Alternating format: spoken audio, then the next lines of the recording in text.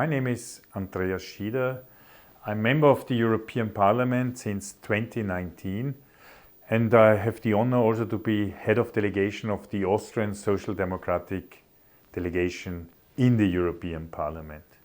And I'm also pleased that I have a long tradition in cooperating and working together with the Federation of European Progressive Studies, our famous FEPS, and also serving in the presidency of the Party of European Socialists on behalf of my party, and in the long past also on behalf of a European youth movement called ECOSY, the European Community Organization of Socialist Youth, what we nowadays call simply YES, Young European Socialists. My topic is the transnational dimension of European politics and especially European parties. And I want to start in the early 90s.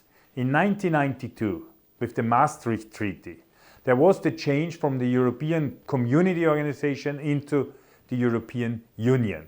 Out of an economic integration, we got a political project. And what is a political project without political parties? And therefore, this was also the founding moment of real European political parties. The Party of European Socialists was created out of its predecessors, which were the Bund and other ones. And also the youth movement decided to create its own youth wing, the European Young Socialists, which are existing nowadays. And I think this is important because if you want to look at European politics, then you have to have also European structures and not only the national one. We can ask ourselves how far we have gone in this process until 2022. And we can say there was the establishment of European parties, later on also of European foundations. The FEPS was born there through the Lisbon Treaty, and also the European Parliament as the trans-European transnational parliament. By the way, the only transnational parliament globally, which also got more and more powers, real political powers, strong say. When the Commission is created, has to be approved by the European Parliament. It is a co-legislator, so all European laws have also to pass the European Parliament, and it has also a strong say in the European budget-making process. Still, we have to say, there are missing a lot of important things. And we had this conference of the future of Europe, and we addressed there also a lot of political points, but at the end, all this conference of the future of Europe was not lead into a reform of the treaties because nation states, presidents of nation states inside the European Union didn't want to go further. But it is important that the European Parliament gets the right of initiative to propose laws and not only ask the Commission, please write a law for us. And also the idea of having transnational lists for the European Parliament elections. Maybe as a combination of national lists and transnational lists, as we have some free seats left over in the Parliament which you could fill up with transnational lists. But also we should not forget that we had this process of European Spitzenkandidaten, as it is said in English, so a lead candidate, as we could say in German, which will mean that all the political camps in Europe are nominating one candidate for the European Parliament, for the Commission. And it started with Martin Schulz as one of the candidates and Juncker, which later on became also president of the European Commission. And we continued with Franz Timmermans. And also this time we had a European candidate, Nicola Schmid.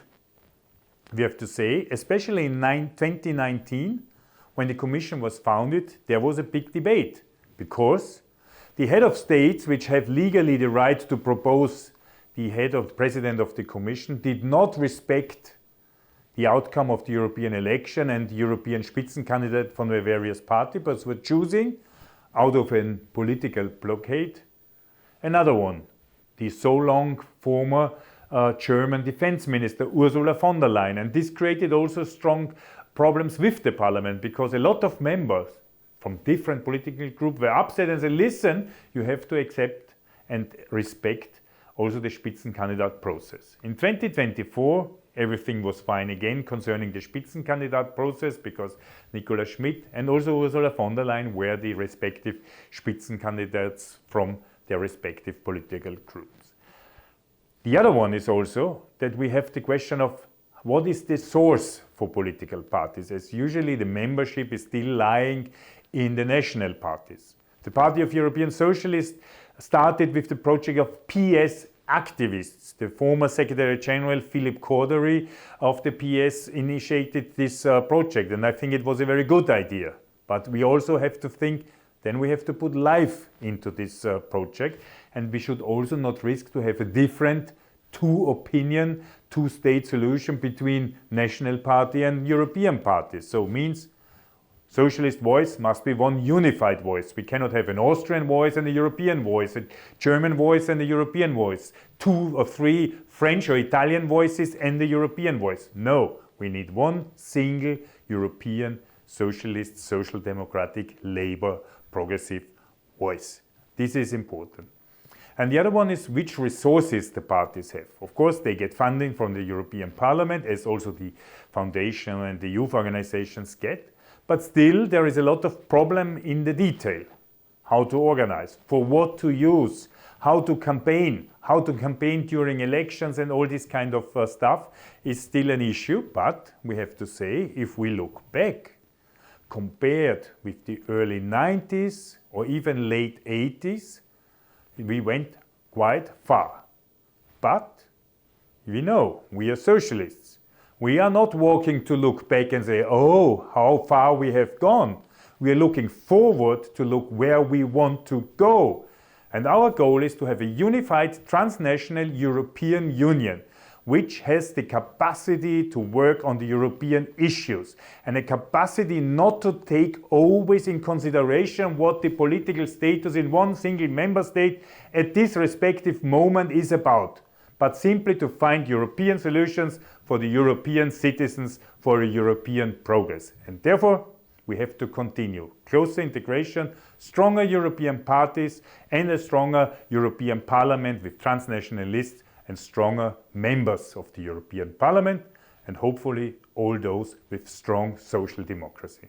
If it would be 2029 and we would stay in front or after the next European elections and we would stand there and look back what we have done in 2024, 2025 and the following years and what we are proud of and what not, and what would we say? First of all, we could say it is 2029 and I still look the same as 2024. But I can tell you I also look the same like in 2020.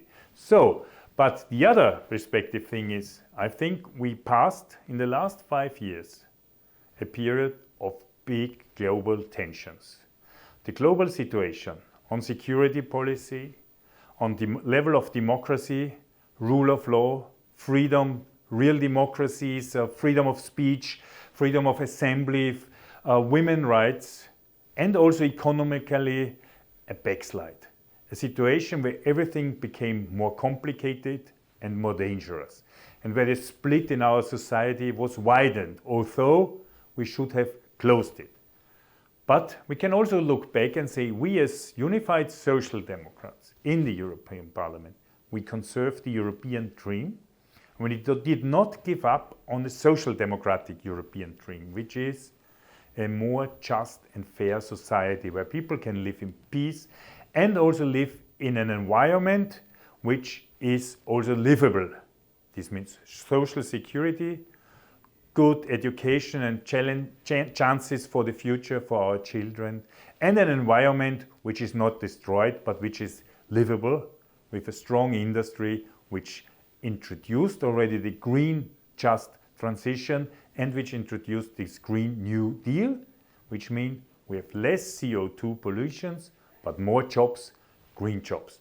This also was a strong fight for the European Socialists because we also saw that the right wing and the EPP did not want to go further. But we learned that as united Social Democrat with strong arguments, we can succeed. And now, as it is 2029, we will go further for a more just and fair society in Europe and in the globe.